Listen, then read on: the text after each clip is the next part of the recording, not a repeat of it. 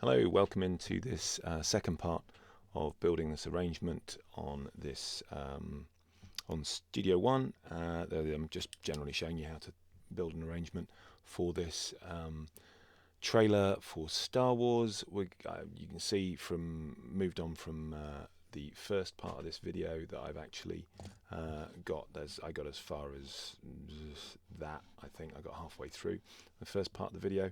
On this part of the video we've gone all the way through to the end, simply copying blocks and just putting them where they worked. I'm not going to show the video through for a second, but I've got all my markers up here, so that's where action starts happening again. There's a hint of a mask here. I've got something, a little voice there. We'll show you that later. Then there is a hyperspace jump here that we'll lead all the way up to. And then it goes black again on the title, and then we come out the title. Got it quite normal and simple through there. I'm doing quite a simple version of this. I've not really done anything to...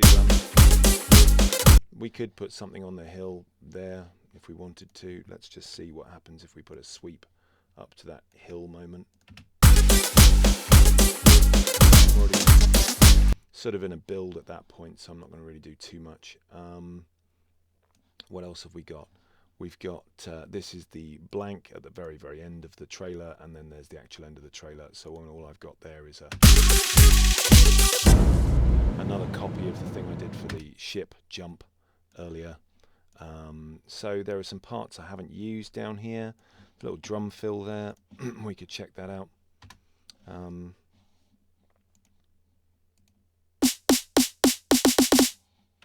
Nah. There's a shaker, there's a hi-hat. We're not really going to use those. There's another lead down there, so we're really not going to use those parts. Something you can do in most of these doors in Studio One definitely is you can right click on them and you can say disable selected tracks, so you don't have to worry about them, and you can say hide the tracks. They're all still in the background there. We can get to them with this button up here, and we can bring those tracks back with these little circles, but I'm not too worried about it at the moment. So that's everything that I need just there for the moment.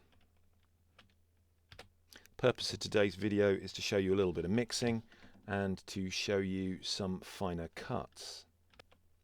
So first thing with mixing is let's get some balance going. What you want to do is you want to go into your console view, which you can do down here. There's a mix button.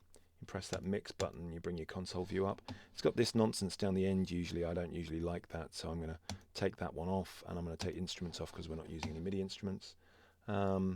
So it looks pretty similar to Logic. You've got all your faders. I generally make this quite a squat console because I don't need long faders particularly, quite a squat console, and I bring these down as well. We're not really going to use many sends on this for the second. I'm just going to use insert effects today. We seem to have automation on that, which is a bit of a mistake. So I might nip in there and go on to automation off. I don't think there's any need for me to have automation on those. That's just happened at some point during the process. We are somewhat going over, we're going over down here. So I think the first thing for us to do is to perhaps put a compressor on the output. So I'm just going to come in here and press the plus on post there. That's post fader, and I'm just going to go in to get a channel strip, and I'm just going to put a very fast compressor just very lightly on the output, just so we've got something catching any overs. I'm going to put the gain to auto. I'm actually just going to take this down a little bit.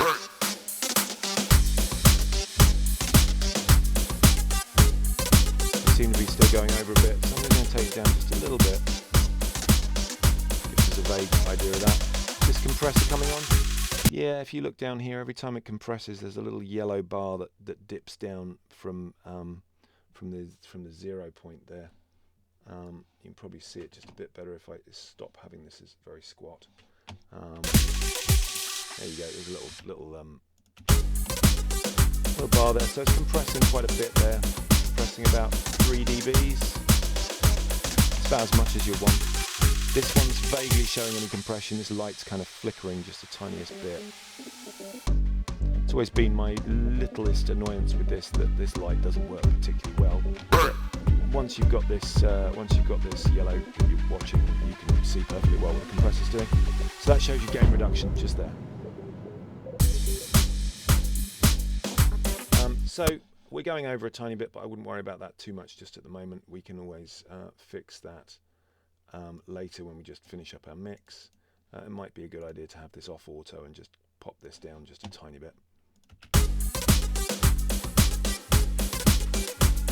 seems to be all right.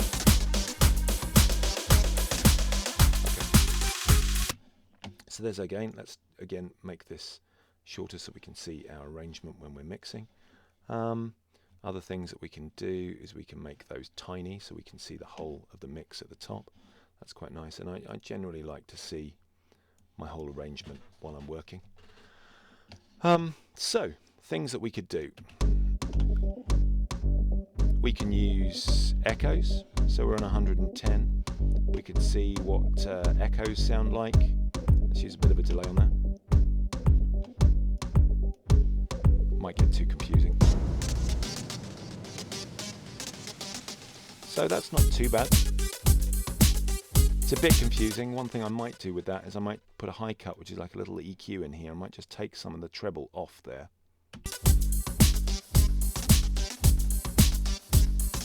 So my echo is quite middly. That's the sort of sound of my echo right now. You can hear it dying away there. So yeah, you could put a little bit of echo on that lead line. That's perhaps a bit too much feedback. Other things you could do is you could consider seeing what happens with this 808 sub. Maybe you just want to make it ridiculous. Maybe you just want to really beef that up. The idea is for that to be very beefy. We could have auto gain on there so that it wasn't. So we could do something ludicrous with that. Maybe even compress it.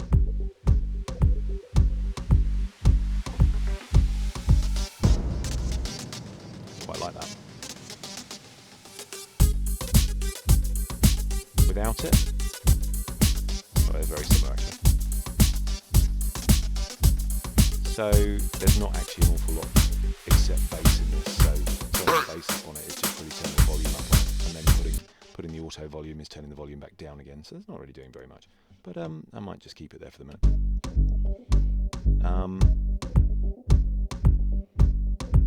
Okay.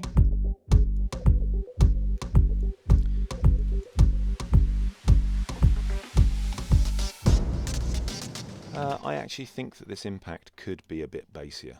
We could see what happens. I mean, this is about experimentation as much as anything else. So we could just run a little bit of that. Loop that section.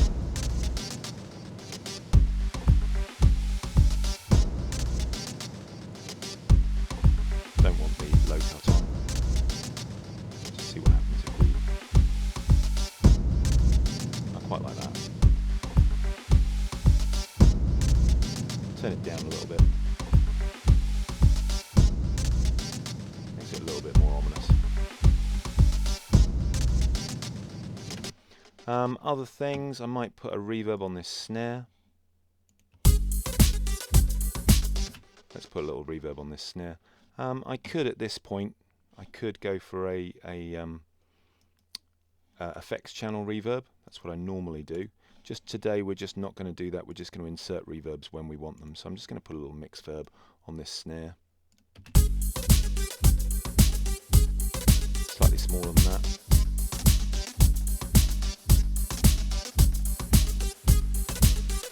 Quite nice. Is there a gated snare reverb here? Gated reverb extreme. Let's try that.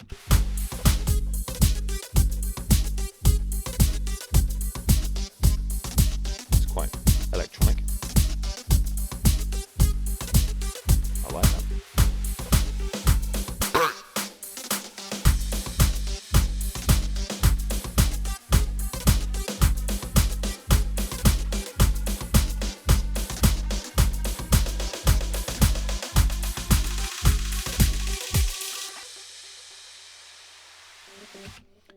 So that crash doesn't really, and there's not much impact that happens here.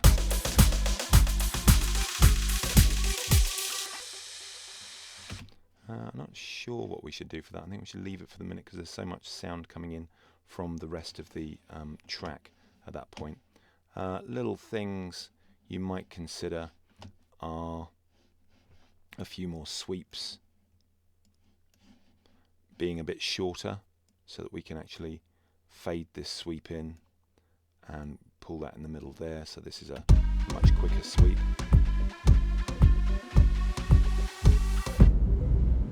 Although that one maybe wants to be a bit longer than that. The other thing that I would consider is doing the same thing with this riser here, putting a long fade into that so that only really gets going halfway through that section, otherwise the whole section is all riser.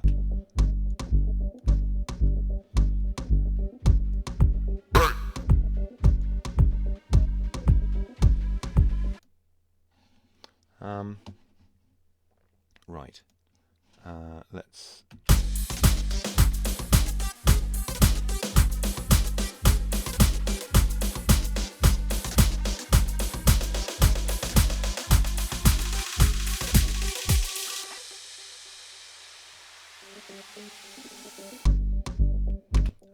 I might consider putting in a fade on this one so this sweep doesn't just continue, so you actually get a sort of a sense of a moment of silence. And I might even make this crash, one, a little louder, and two, a little shorter. So I might consider making that a bit shorter and see what happens if we can do that.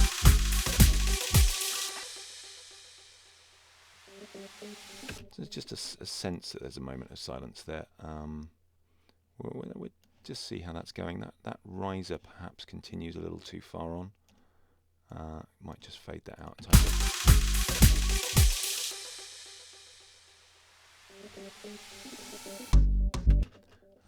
There's also a possibility in terms of fine editing that this doesn't want to come in before the rest. That's quite nice, just those couple of notes coming in.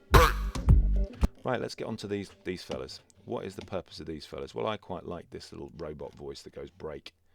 I've got it when the TIE fighter comes past, but what I was going to suggest to you is that you consider, so this is a great big long file, and one, you can fade this, you can fold this end in and you can see where it sort of comes to an end. Now that TIE fighter sort of goes past and we've got it pretty much matched up, but not great. One thing I would suggest doing is using this function, which you've got in Studio One, you've also got it in Logic, is that we can press the Alt key in Studio One, which will allow us to change the length of this. It will allow us to slow this down. So I'm just going to pull that out a little bit and maybe take it forwards just the tiniest bit. So instead of being break, it goes. Just seemed like fun. And again, I was going to, in true style, I was just going to copy that, press Alt, copy that along, and just do the same thing when the mask is there, because that seems like a.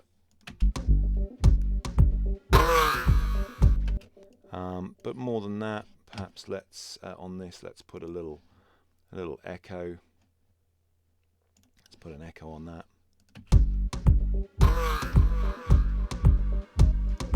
That'll do it. I think that's pretty good.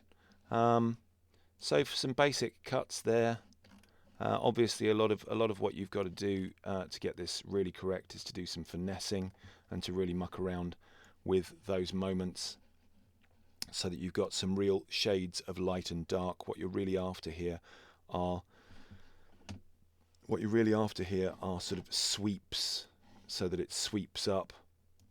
So that your piece sweeps up and the excitement is raised and then it drops, and then the excitement is raised and drops, and excitement's raised and it drops. There's three of those, one here, and one to the end. There's three of those moments. So let's just see how we're getting on now. Just going to rewind that and just press stop there and then try that. Am I rewound on here? No, we're rewound now. So I'm going to press play here. 3, 2, 1, go.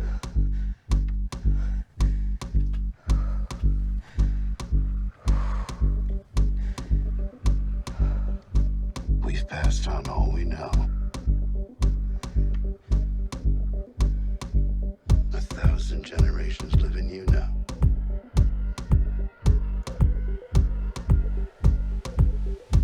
This is your fight.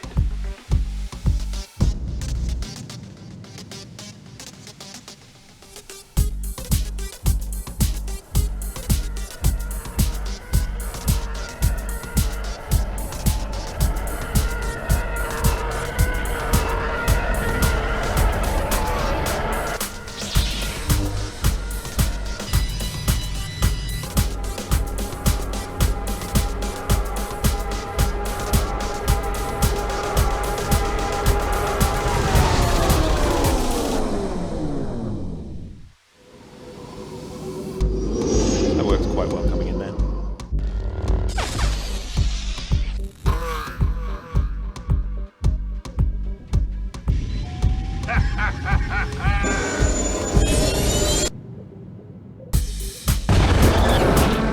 Probably coming in moment to make some noise.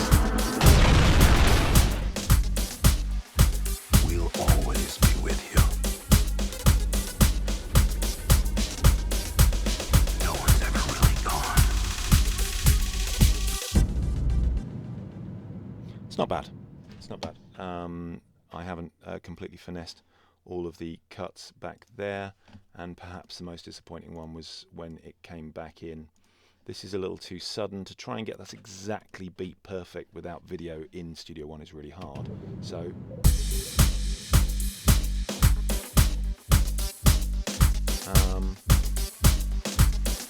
you could try various methods here. Let's just do show you some cheats.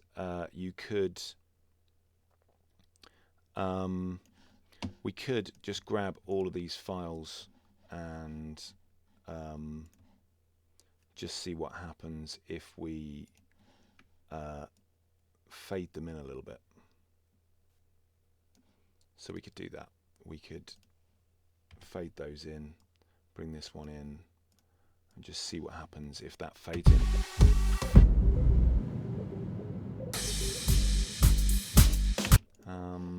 I could even put another reverse sweep coming up into that rather than a crash, because it's slightly amorphous here without the video knowing exactly where that happens.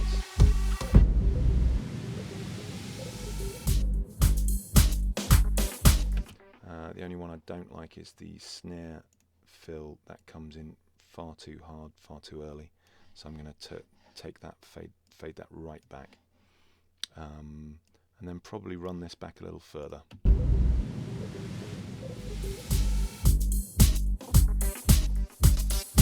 Again, the snare is a bit much too early on, so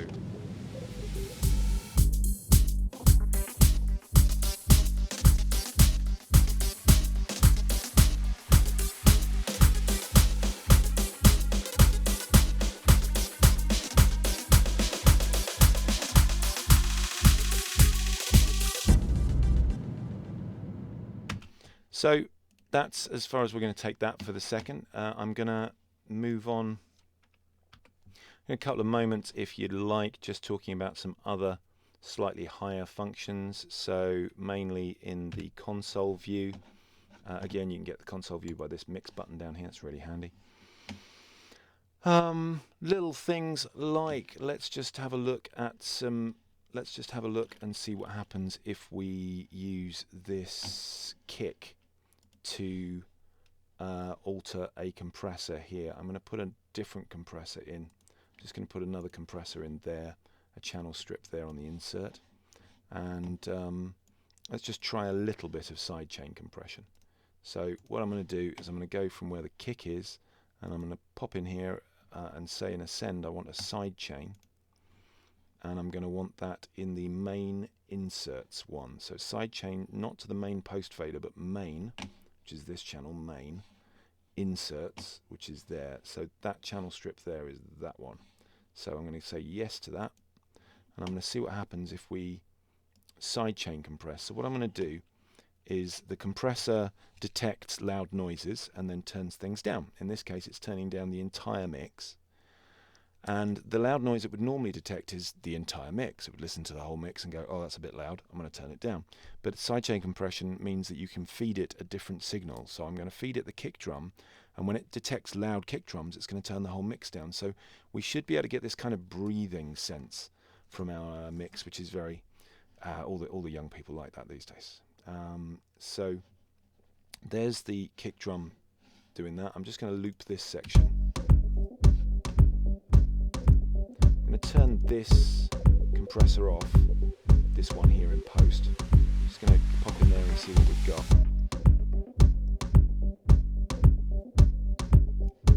It's a bit quick. That's quite nice on medium. So you get this sense of breathing. Turn it off, just normal. Turn it on. You get this sense that the mix is breathing and being pulsed by that kick drum, so that's quite nice. Don't have to have it massive like that. That's about 6 dBs of reduction, which is quite a lot. I quite like it, to be honest. Play it through.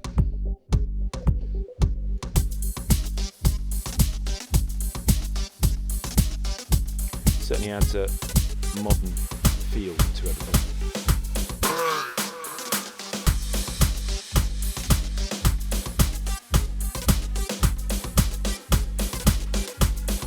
Okay, so we'll keep that sidechain compression, that's quite useful.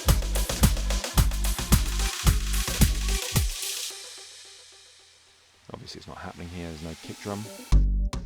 There's no kick drum here, and you'll hear it come in now.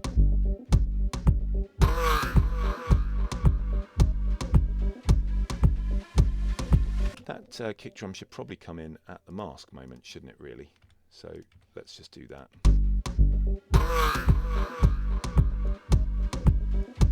So it's a bit savage, that side chaining. I can turn it down a bit by turning the send down a bit.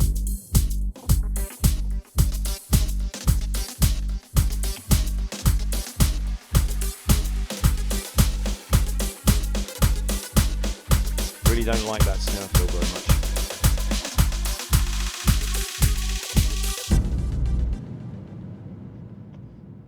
Although now at least it doesn't come in too early, so it's a lot better than it used to be. I think we'll leave that as it is. So there's that. I'm just going to, you don't have to watch this section. I'm just going to play it again with this as a more finished article. So let's just have a look. Do that. Do this. Bring that down there. See how this looks. 2, 1, go.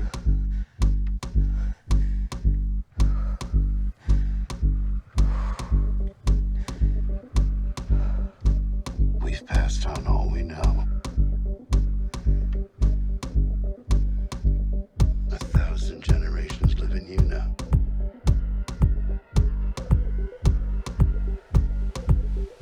But this is your fight.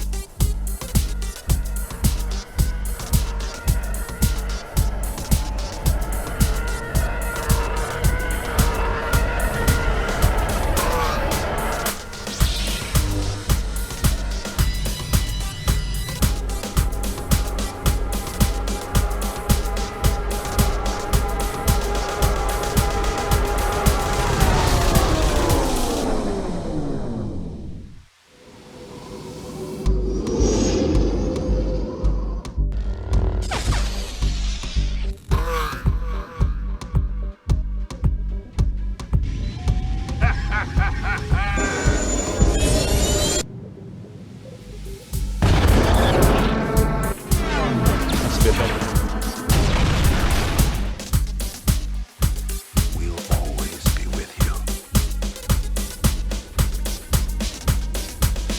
No one's ever really gone. Yeah, that works sufficiently well. Okay. So that's kind of a done deal. Here in Studio One, the thing that we would do next is to highlight along the top, sort of a looped area. I've just dragged a left click along the top So you can see that I've highlighted an area. So I'd go from just after this impact all the way to the front of the track, and then I would go song, export mix down. This is just going to go into the song folder, which is fine. So this is surname, first name, Star Wars Finn. So that's finished. I'm just going to do it as an MP3 file today. Going to do it as a I'm going to do it as a variable bitrate. That generally sounds a bit better. So variable bitrate around 90% should be fine. It's still quite small, but it sounds really good. Between loop is what we specified here. So that's the loop. And then you say OK to that, and it, oh dear, clippings occurred. It's 3.9 over. We don't want that. Do we want to delete the exported file? Yes, we do. So 3.9 it said over. So we're just going to nip into the mixing desk, and I'm just going to bring this down by about 3. Oh, we didn't have our channel strip on, so let's just see what happens if we get to loud bits now. We're still over a tiny bit. That's what this number here is telling us. This red number is the amount of distortion. Okay, let's take that down by just a tiny bit. 9.6. Let's see what happens now.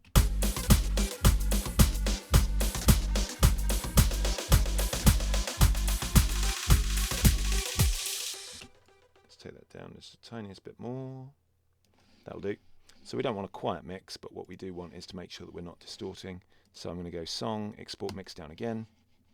Everything else is fine, still called the same thing. Off it goes. It's not giving us any problems this time.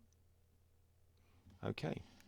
And there's our MP3.